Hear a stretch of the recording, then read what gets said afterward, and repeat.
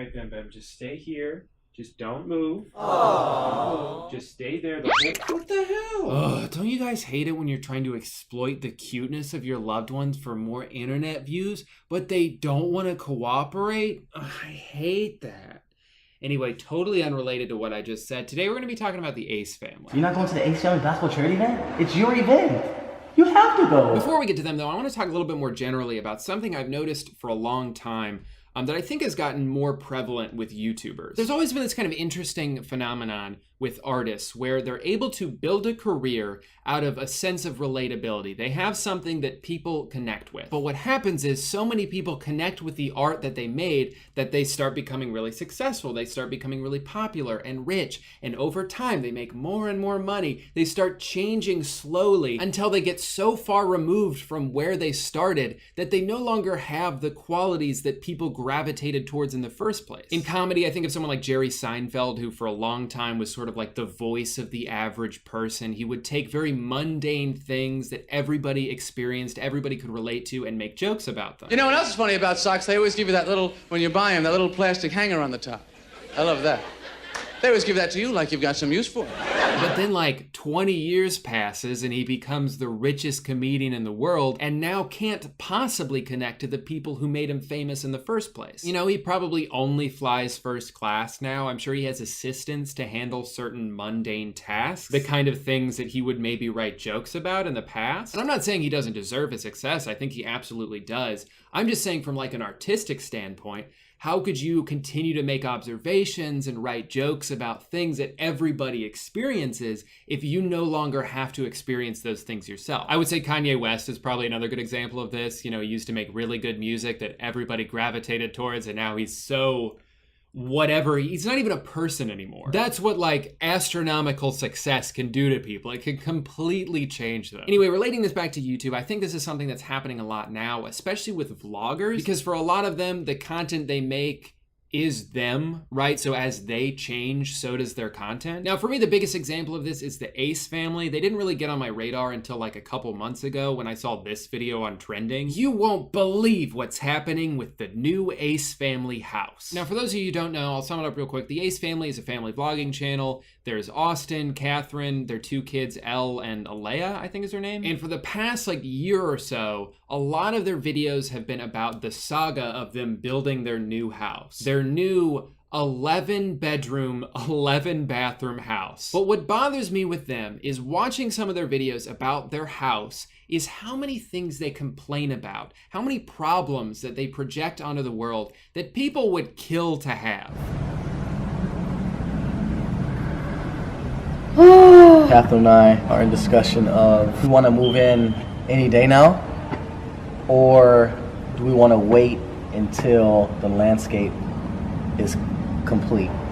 So it's either we move in within the next few days with the landscape not being done, or we wait until everything is complete. Wait, that's it? So like the landscaping is like a big part of the house, and it's what makes the house look complete. So like, look at their house. Look how disgusting that house is. Would you want to live there? No, especially not if there's no grass outside yet for a temporary amount of time. it's just like a big disappointment right now. Guys, this goes on for like 4 minutes. I'm not exaggerating. We don't know how long it's going to take. I thought their house fucking burned down or something. Like, you look at the thumbnail and you think, wow, something bad happened. No, it's just like the trees aren't in yet. Do we do it? Yeah, I don't mind. I don't mind about the landscaping. It's not a big deal. I mean, it is a big deal. We're making a big deal out of it, but I don't mind. There's just so many factors into this, and like we're still in the other place, so in the other house, which we don't want to be in there anymore.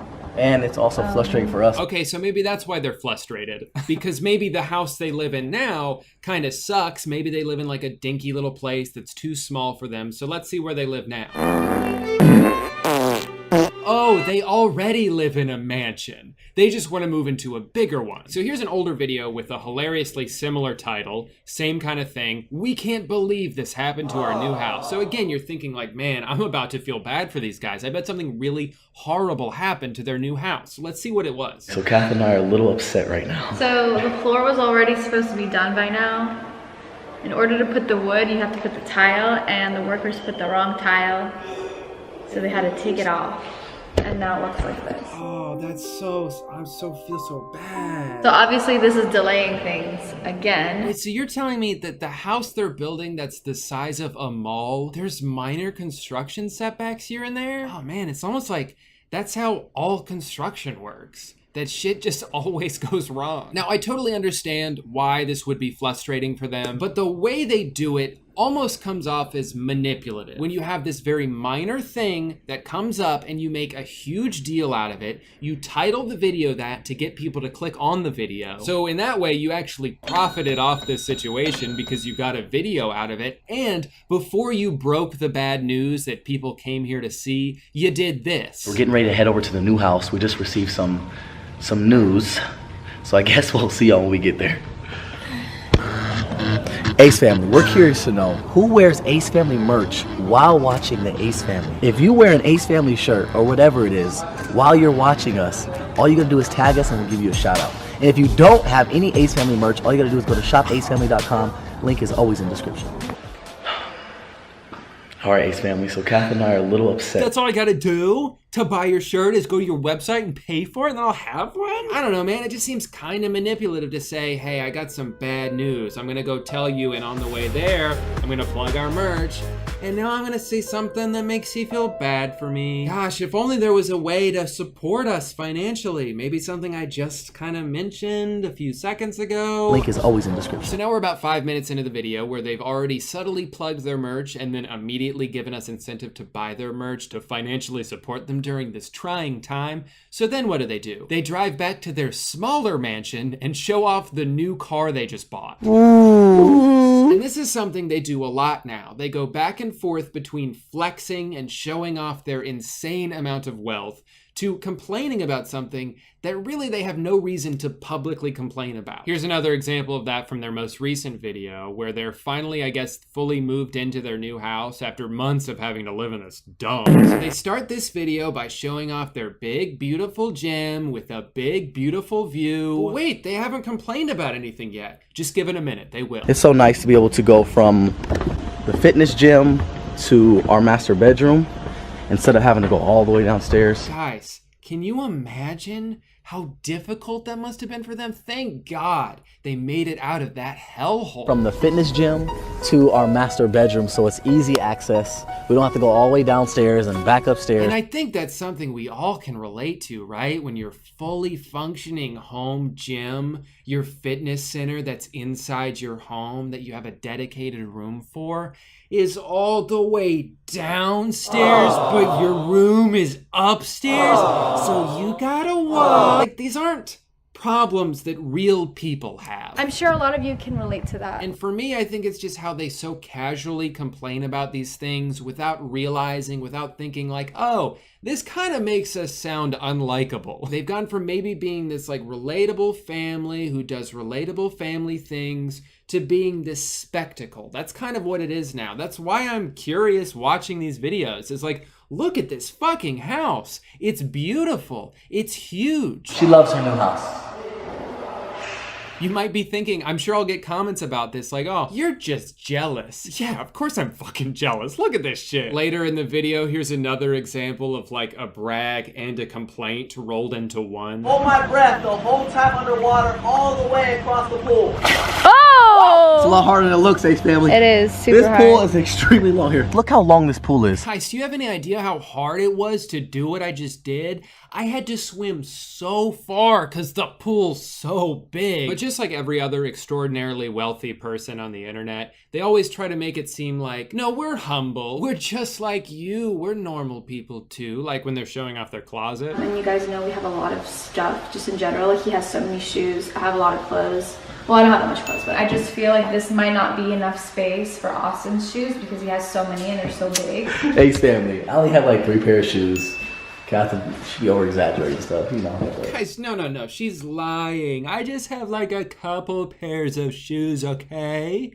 Don't watch any of our other videos where I've recorded footage of how many shoes I have and it's very obvious that I have a shit ton of shoes. Don't worry about that. And it's like, dude, If you like shoes and you have a lot of shoes, that's fine. You're rich. If you want to spend money on shoes, you can do that. But don't also stand there and be like, guys, I'm not materialistic. I don't have a lot of shoes. I just wear Gucci all the time and I have a lot of shoes. And I think that's the thing that rubs me the wrong way with this family and why a lot of other people don't like this family. It's because of how fake they are. Like, they try to act like they're these perfect people, this perfect family, when at this point they're pretty notoriously shady. And then of course they also try to act like, oh, we're just regular people. We have regular problems just like everybody else. And then they explain what their problems are and you're like, wait, what? I'm sure a lot of you can relate to that. That's why you're so upset? That's what you're using as clickbait for this video? Really? You know when you lose your wallet? Well, imagine how hard that must be for us, because our house is so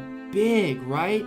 I gotta check like 20 rooms sometimes if I lost my wallet, which should be easy to find because it's so big and fat and filled with money. You think other people are gonna relate to this? You think people are gonna watch this and feel bad for you? Clearly they don't, because they think so little of their fans. Because there was another video where they were trying to justify the things they were complaining about and why they were complaining about them, but they only made them worse because Austin said this. At the same time too, nobody realizes how hard it is to actually build your own home. Yeah. And like what goes into it. Yeah. Look guys, I understand that you all are so broke and so stupid that you could never build your own house like we are. Nobody ever builds your own house. Literally, only we know what it's like to build your own house. No one else could know that, and certainly not you guys. It's real life shit. Do you really think that no one else has ever built their own home before? What's wrong with you? As shitty as it is though, like, their fans are so young that this manipulation totally works. You scroll through the comments and they're all like, oh wow, you guys have been through everything. I can't believe how strong you are for putting up with all this shit and it's so well earned. And like, he mentions in another video how the older daughter has seen it all. She's been through everything. Elle's been through it all with us. What, you moved from one mansion to another mansion to a third mansion? Is that the adversity that you're experiencing? Is that what you're describing as like, oh man, we've been through it all? Or by been through everything, are you talking about the backlash you've received that was all well-deserved because you guys have done shitty things? Like when you did that charity event and lied about how much money you were gonna give away? Like when you filmed Catherine's kid sister buying a dildo lollipop that you encouraged her to buy because you thought it would be funny?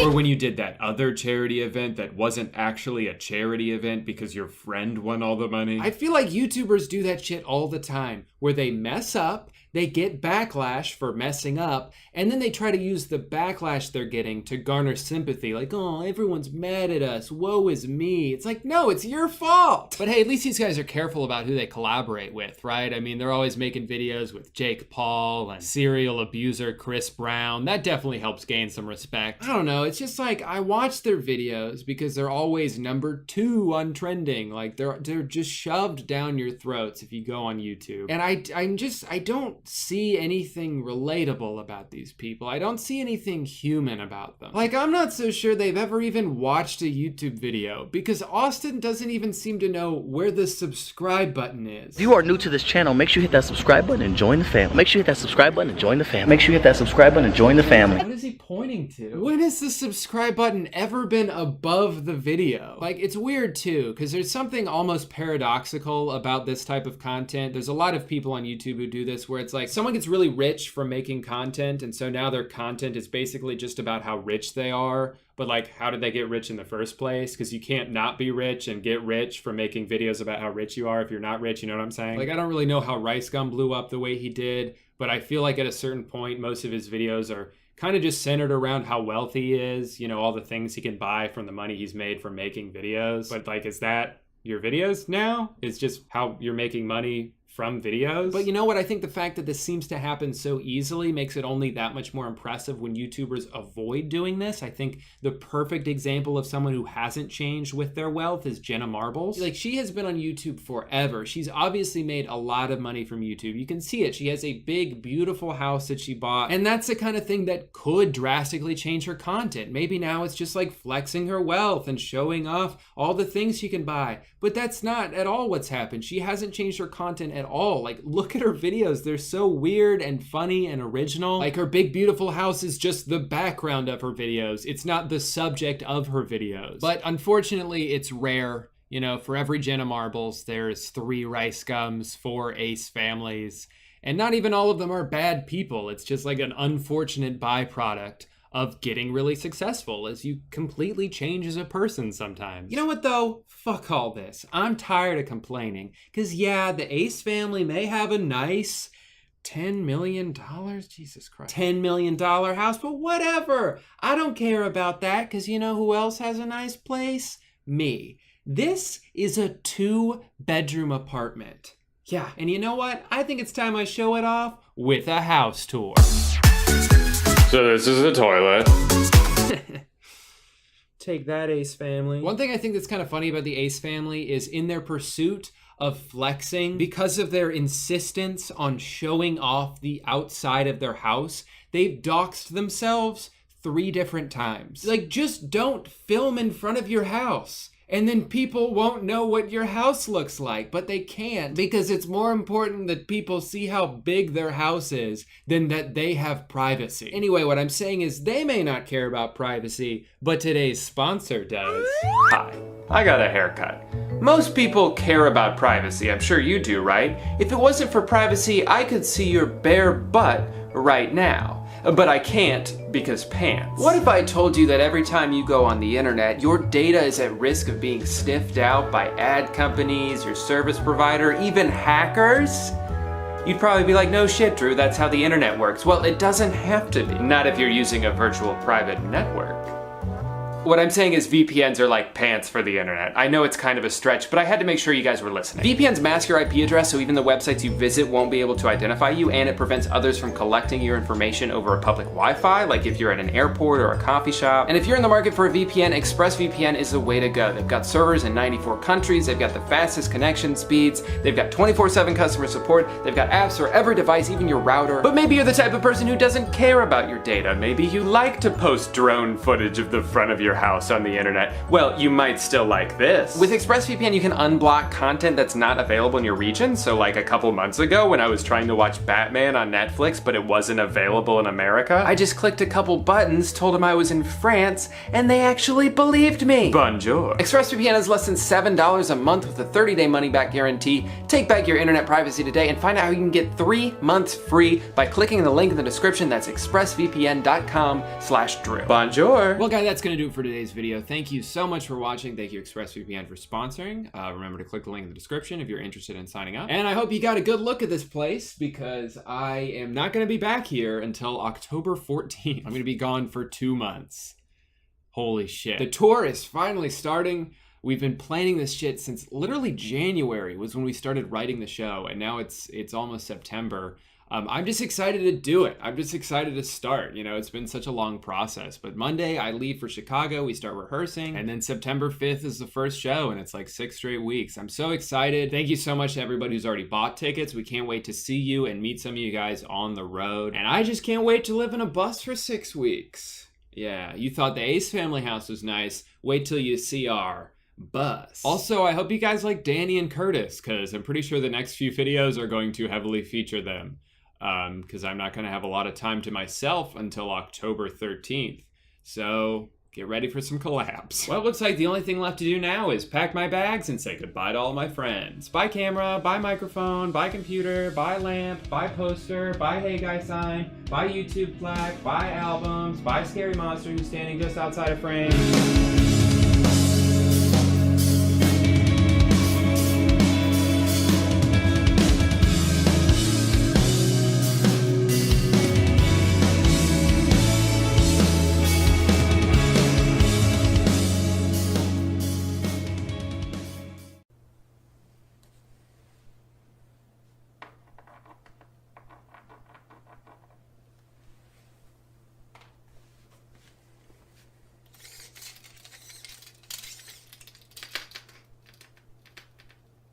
Man, coming.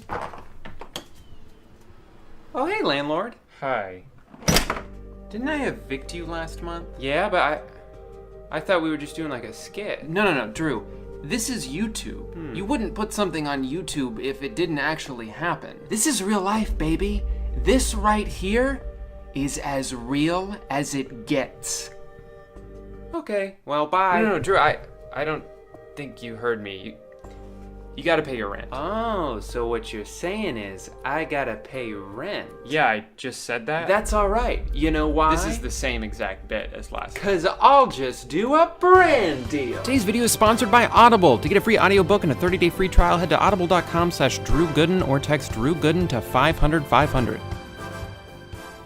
So I'm just gonna stay right here then? Uh-huh. Hey little stinkers, and welcome back to the first and only channel on YouTube. Today we're gonna be looking at some very interesting family vloggers. Now, as an adult, I really enjoy watching family vlogs because it reminds me of when I was a kid and my parents would follow me around with a camera all day long until I did something funny so we could pay our mortgage.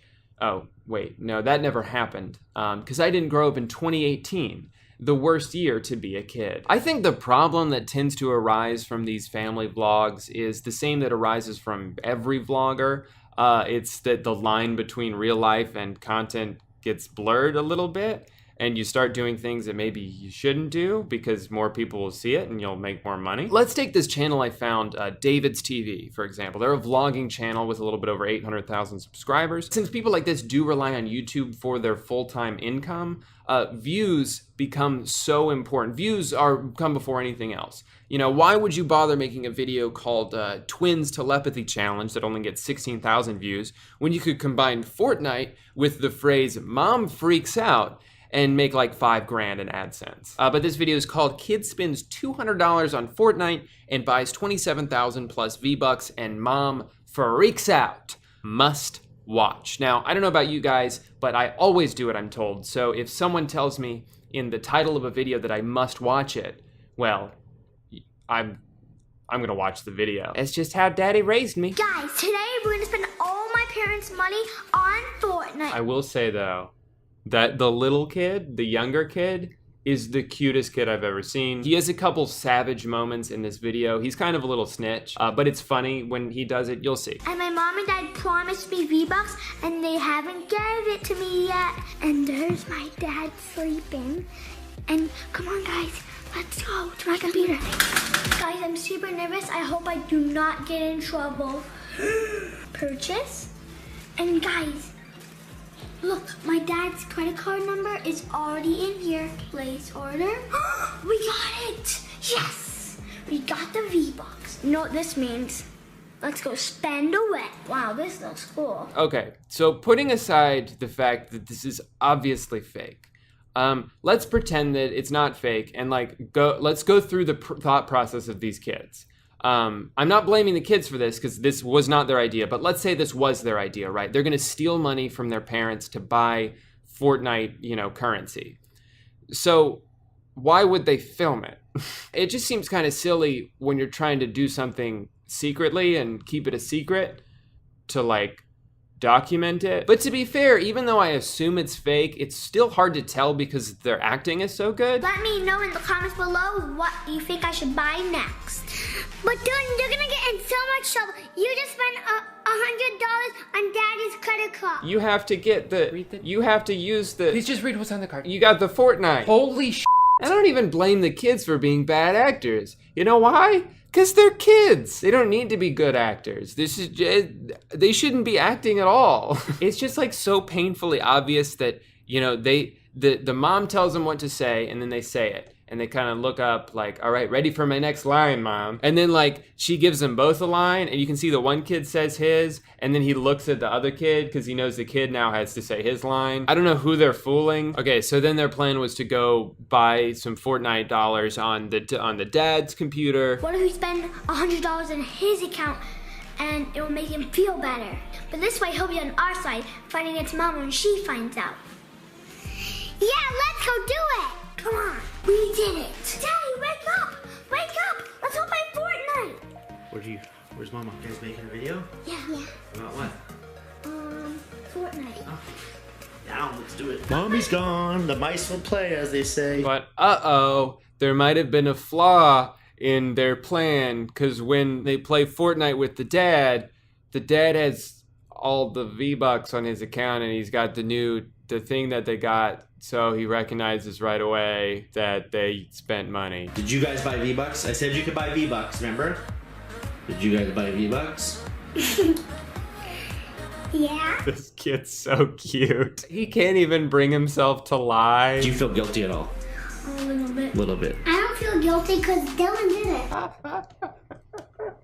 I don't feel guilty because I didn't do it. You spent $200? Huh? Oh my god. Oh my gosh. Oh, Oh my god. no. Oh my god. Oh, Oh my god. no. Oh my gosh. Way to sell it, Dad. Let's not tell Mommy. Well, she's gonna find out, guys, because guess what? We get text messages on our credit card anytime money's spent over $10. One of my favorite twists in this video is what happens here seamlessly. After the dad just discovered that they stole $200 from him, first of all, he like laughs it off like, well, that's fine because I wanted the skins anyway. So I'm glad you stole money from me. But I'm not complaining because I wanted a skin bad. Hear that, kids watching? I'm not even upset that my children stole money from me. So if you stole money from your parents, they might not be upset because look, I'm not. But then like immediately after, with no cuts, he just transitions into having this like whole speech prepared. Just so we can make this right, we're gonna give away $100 worth of V-Bucks to you. Give a thumbs up on this video, subscribe, hit the bell icon, and leave us a comment. You guys think that's a good idea? You think our fans will like that? Uh-huh. Hi, guys. What are you doing? Playing Fortnite? All right, so the kids are really bad actors, the dad's a really bad actor. There's no way the mom is also a really bad actor, right? Just based on like general probability. Yeah. Two really interesting text messages from American Express. Oh, really? Brandon, we need to talk. This is serious. Brandon, we need to talk. This is serious. Large purchase on American Express. Look at that. Whoops. I just noticed this. The text right before that says, welcome to account alerts. Like if you weren't convinced this was fake already, they made it clear that for this video, they signed up for account alerts that they weren't getting before. Unless this is the first time they've ever spent more than $10 on their credit card. $200 on It was me. Fortnite? It was me. No, it wasn't. The kid. Oh, that face. He wants to help but he's not sure if he's helping. No, it wasn't. I love that kid so much. And am I happy about this? No! Yeah, we can tell. I'm gonna take Jagger and we are gonna go shopping. What? You already went shopping. Okay, another slip up here. It's pretty obvious to me at this point that the mom was the one who was filming earlier because she says like, well, I'm taking the boys and we're going shopping. And then the one kid reminds her, but mom, you just were shopping, remember? You just literally walked in the door and went shopping. And she's like, oh yeah. I went shopping for the three of them to buy clothes. Oh my god. She literally slaps her forehead as she remembers that she was supposed to just be shopping. Okay, and then the dad goes into his whole spiel about like, all right guys, well remember, we're giving you $100. $100 giveaway, $10 gift cards. And then she, even though she wasn't here earlier for this conversation, she was out shopping, right? She's like, that's right guys, I knew about this. Such a disaster, totally fake. But again, I don't care that it's fake.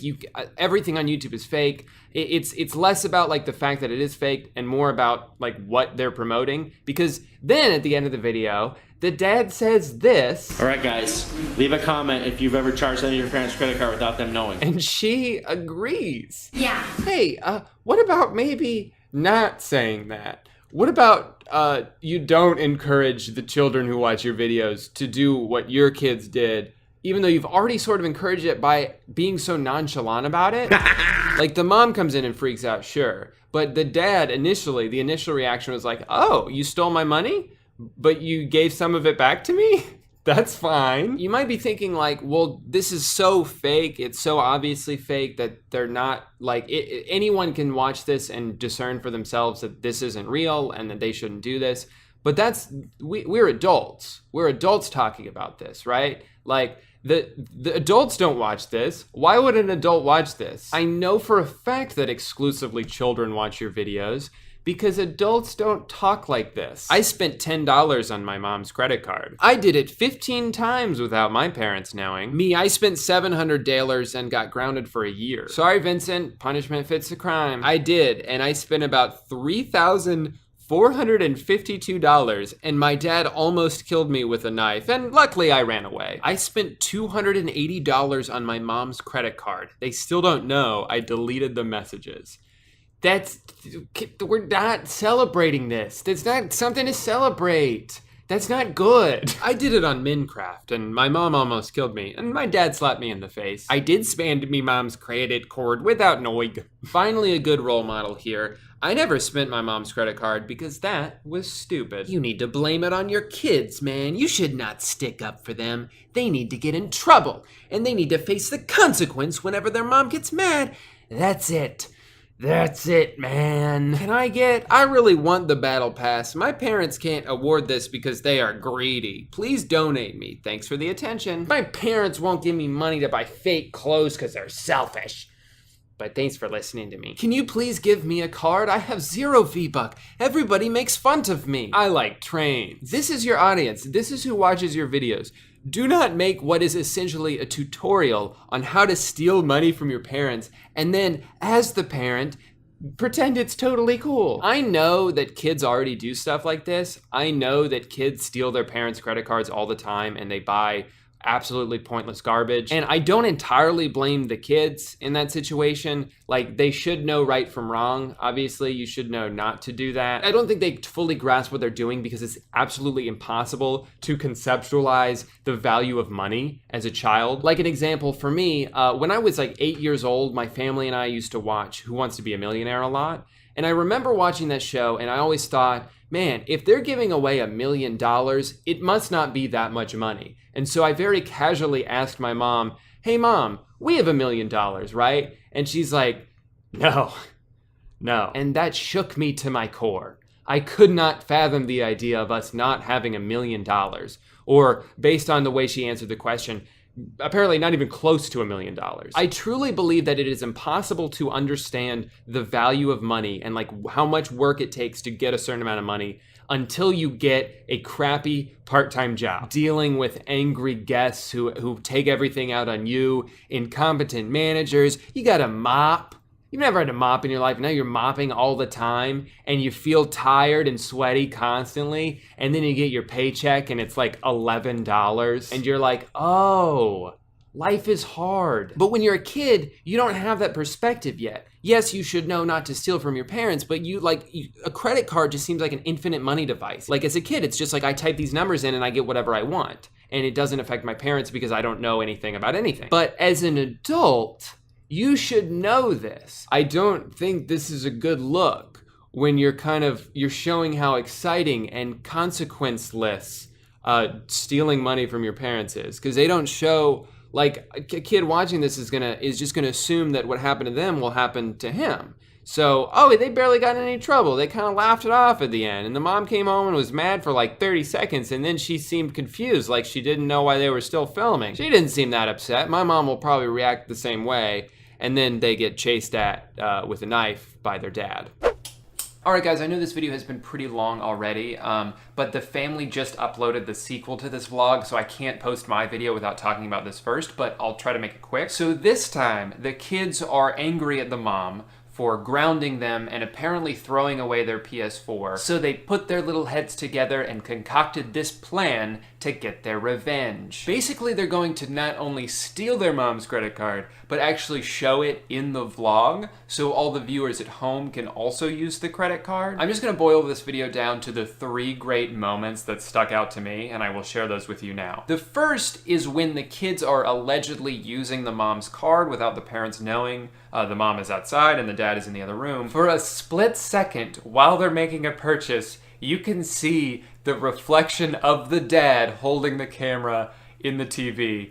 And then like 30 seconds later, he comes out dumbfounded, like, what's going on? The second great moment is when the parents come in and they realize what the kids are doing, and so they start to lay down the law, you know? But there's a point where the mom, who sounds absolutely flabbergasted at the idea, but she asks, how did you get the PS4? Where did you get this from? What, is this new? Dylan, how the heck did you get your PlayStation back? As if it was like in a locked safe that they buried underground in some remote location. It was at the top of the garbage can, right outside their house.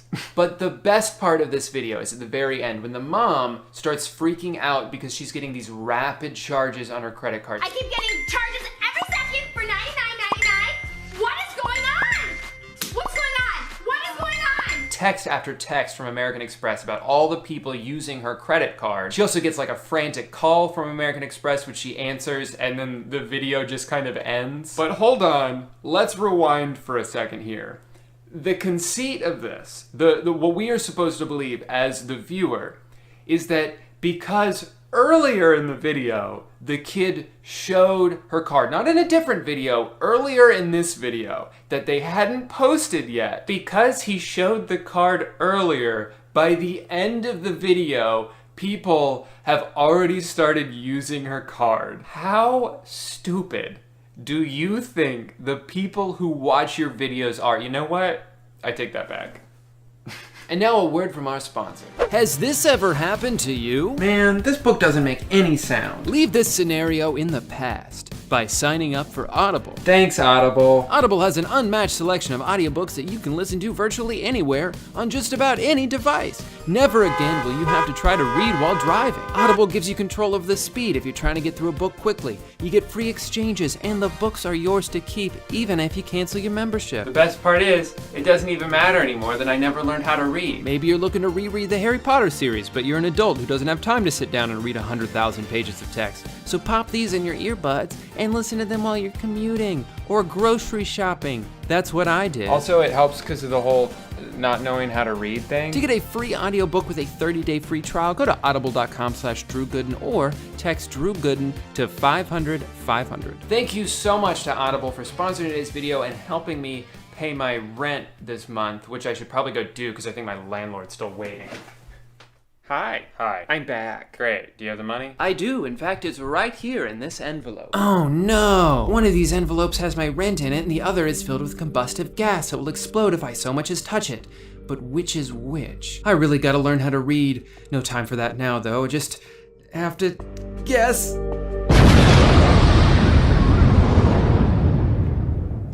Your neighbor's apartment just exploded. Weird. Well, here you go. Thanks. Bye. Bye. Hey guy, welcome back to the internet. As always, I am coming to you live from the inside of a giant whale. It's time to get serious. That's why I put glasses on. That's what they indicate. Millions of people have their lives ruined each and every year from some form of addiction, whether it's drugs, porn, food, even things that aren't fun, people somehow find a way to get addicted to. It's a very relatable concept, which must be why TLC has 2 different shows whose names are synonyms of each other. What? Why are people talking about this every day? This show is just this show, Post-Thesaurus, but I'm supposed to believe they're different. They're just on the same channel. Yeah, okay. But that's TLC for you, isn't it? The self-proclaimed learning channel where the only thing you really learn is how much better your life is than almost everybody else's. Sure, things get tough sometimes. I'm not always happy. But then TLC is there to remind me, hey, at least I don't have 46 children, and I'm not marrying someone I met 3 days ago, and I don't live inside of a cake. Guess life's not that bad. But TLC is. Now, I do want to say before we get into this, I understand that this is a very easy video topic. These shows are made to be ridiculous. It's not even really an observation for me to say, hey, that addiction's kind of strange, or there's something freaky about that eater. That's the point of the show. That's why they make them. That's why people watch them. I get it. But you know what? A wise man once said to myself that sometimes the lowest hanging fruit is the most enjoyable to eat. Also, I couldn't reach any of the other ones, so I just grabbed this old lemon because it was already on the ground. So with that being said, today I want to show you guys a few of my favorite clips from a TLC show called Freaky Eaters, which is another My Strange Addiction clone, but specifically about people who are addicted to weird foods. Like this guy's addicted to maple syrup, this girl's addicted to Coca-Cola, this guy eats raw meat, this guy eats raw meat. It was just a relaxing moment. One of those quiet things where you do it on your own and you're like, wow, this was nice. Hey, I got an idea. Don't do that. But again, I'm not here to just point out that that's a weird thing to eat. That's the point of the show. Obviously, it's weird to eat raw meat. What I do want to talk about is some of the interesting production choices that went into making these shows, because there's a lot of hilarious details in here. My absolute favorite episode of Freaky Eaters is this one where this lady is addicted to ice cream bars. She eats like 40 a day. Since my divorce, I have been using ice cream bars as a crutch. Weight started coming back on, and that just deflated my self-esteem. It's kind of interesting to notice like the psychological things that cause these addictions to happen. Like in this woman's case, she went through a divorce.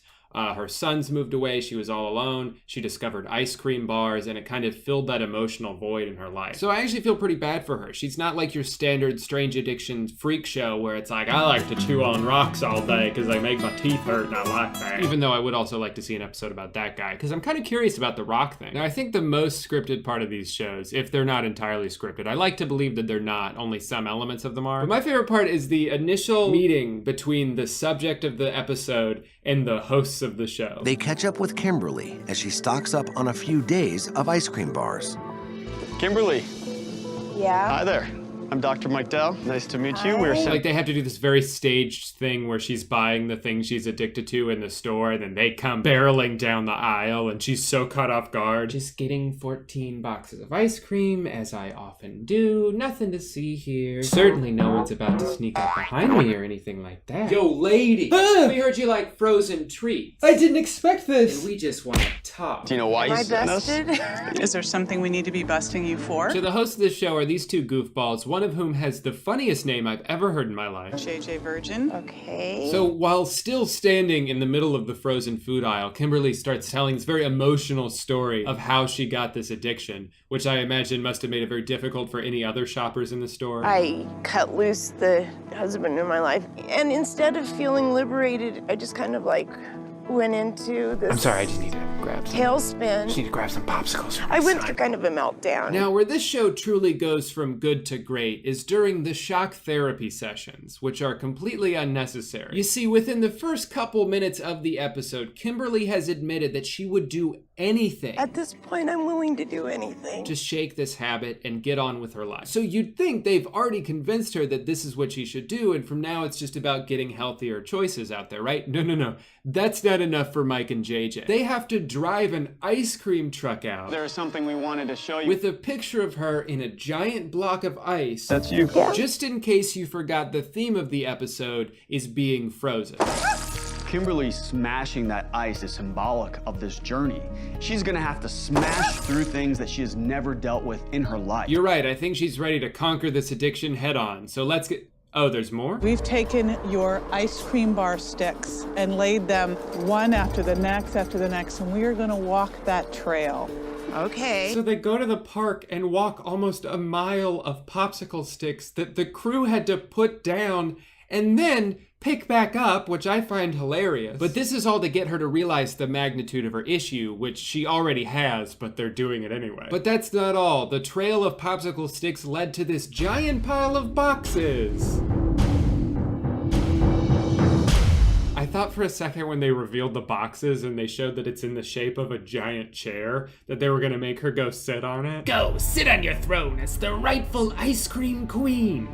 But they didn't do that, so I was a little disappointed. It made me realize that I couldn't justify ice cream bars anymore. Wow, guys, that's a lot of ice cream. No, I'm definitely gonna... We have one more surprise for you, Kimberly. But Your son Drew wanted to be here. Oh, it's her son, Drew. No relation. I actually don't know that guy. But he comes out from the pile of ice cream boxes to give her a hug. I like to imagine that he was sitting behind those boxes waiting for his mom to come for like an hour while they filmed the rest. After the shock therapy, Kimberly is very ready for the next step. Oh good, I'm glad to hear the shock therapy's over and they're not gonna be sending any more messages to her via over-the-top visual examples. Wait, then what the fuck is this? Uh-oh, it doesn't fit. I think she gets it. I think she's ready to move on. You can see it in her face like, okay guys, I get it. You can stop doing this now. That's what I'm saying. I love this part of the show. Hey, thanks so much for coming out here. I really appreciate it. I know my addiction is out of control, but I'm ready to do something about it. You know, it's just ever since my divorce, I've just been so lonely. And we put a bunch of popsicle sticks on the ground. I'm sorry? Popsicle sticks On the ground. Oh, no, I know, that's way too much, and I need to— That's how many sticks you eat. Well, I don't eat the sticks. Yep, we also put a bunch of ice cream on your table. Wait, what the hell? That's what ice cream looks like. Well, yeah, I know that. Do I have to clean this up? Yeah, you probably should. It's kind of getting all over the place. Like there's another one where they make this guy dump out a whole bunch of maple syrup. Daniel is angry because this is his jug of choice, and he wants it. Daniel got progressively madder and madder during the whole process. We pissed Daniel the hell off. And we kind of liked it. You look pissed. And what did you learn today, Daniel? When you pour that into your body, it's like treating your body like a trash can. Well, I don't see it that way. You see, Daniel, by doing this, now you understand that maple syrup belongs in the trash. But I didn't want to put it in the trash. But you did. Yeah, because you told me to. You look pissed. Joke's on you guys, though. As soon as those cameras are off, I'm coming back and slurping up that whole garbage can. Meanwhile, Kimberly's doing a lot better now. She's gone 4 whole days without an ice cream bar, which is great progress. I'm really happy for her. But then they decide that that's not enough. They need to also change her face. You've been working on the inside, so we're going to turn it over to her to do a little on the outside so it all fits. Yes. Now that she's not a hideous monster anymore, they reveal her to her family and friends, and for some reason they edited this soundbite in twice. I like the hair. I don't know. Kimberly was having a great time at the reception, but we had one more challenge for her. Oh, you thought the trials were over? You thought she was just enjoying a celebratory party with her friends and family? Hell no, this is all part of it. We brought ice cream out in the middle of the reception, and then they came up and tried to serve Kimberly. Ice cream? No, thank you, sorry, but that's just not looking very good to me right now. Oh my god, oh. Very good to me right now. It's so funny to so politely and awkwardly reject something that you could have just said no thanks to. Would you folks care to see a dessert menu? No, thank you. I'm sorry. Okay, it's fine. That's just not looking very good to me right now. It's not a big deal. I don't know. I'm sorry. I think you just passed the real world test. Was that the real test? That was the real world test. I don't know if I would count this as an example of a real world test. There's almost nothing real about the world that they're in right now. She's at this party thrown for her where they're all celebrating her ice cream sobriety and they offer her ice cream in front of cameras and she says no thanks. Who in their right mind would possibly say yes? That would be hilarious, though. Can you imagine how the mood would shift in the room if she was like, oh my god, yes, give me that fucking ice cream. The room goes silent. She has like ice cream all over her face. Everyone's just staring at her. Why aren't y'all dancing? We have another surprise. We had something shipped in for you. You ready? Hi. Hi. I feel more satisfied right now than if I would have eaten 3 ice cream bars. I like how she's so specific about the number. Like, she thought about it for a second. This moment was incredible. I feel better right now than if I had had 2, 3, 4? No, 4 does sound pretty good. 3 ice cream bars. And there's nothing better on God's green earth than 4 ice cream bars. You know what, though? I'm very proud of her. She showed a lot of growth. I think it's very relatable to have some sort of psychological trauma that causes you to overeat or to have some kind of crazy addiction to cope with the fact that you're going through this other thing. That's awesome. I feel really good for her. Not all the show is like that. Like, that guy who ate maple syrup was just an asshole the whole time. I'm gonna eat a lot of maple syrup. He was so resistant to change. This woman went into it knowing that her life was on the line. This guy's like, fuck you, I like maple syrup, and there's nothing you can do about it. Ever had a day in your life without maple syrup? This girl apparently only eats French fries and therefore has absolute meltdowns when faced with eating anything else. Like, watching her there, you probably thought she went through some really traumatic experience. She ate 1 carrot. Now, most of those clips are pretty old. They're all from like 2011. So let's check in on some newer episodes. Looks like this girl's addicted to burnt sausage. Should be interesting. 19-year-old Nat Holland lives in Manchester with her mom. But she's about to leave home for the first time and move in with her boyfriend. Why is the music so loud? I can't even hear what she's saying because the music's so loud. Well, I think I've seen enough of this to say that Freaky Eaters is the best show on television. It's a shame that the show only ran for 2 seasons because I'd love to see more, but there's just no more episodes. So I made my own.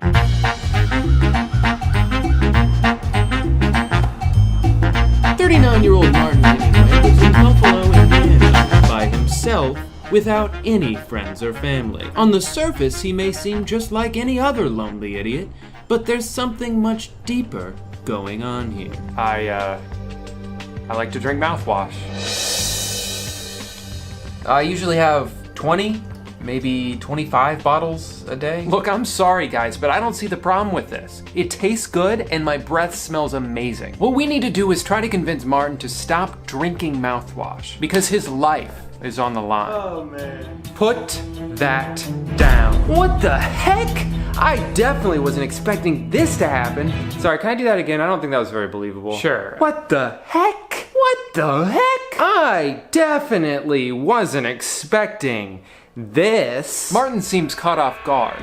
It's time to tell him why we're here. Looks like you're enjoying a little afternoon snack there, huh? This? You want some? I certainly don't. Martin, you've got to stop drinking mouthwash. It's not good for you. Okay, now I'm mad. Who does this guy think he is? Well, I like it, and I'm gonna keep doing it. And there's nothing you could say to or show me that could possibly convince me otherwise. We thought you might say that, which is why we brought you something. Martin, this right here is 2 bottles of mouthwash. This is the amount of mouthwash you drink after having 1 bottle of mouthwash twice. I was shocked when I saw those 2 bottles of mouthwash. Seeing them side by side like that made me realize just how much mouthwash I'm actually drinking. And I know it's time to stop. Well, PJ, you make some good points. Clearly, mouthwash is a danger to my body, and I shouldn't be ingesting it in such large quantities.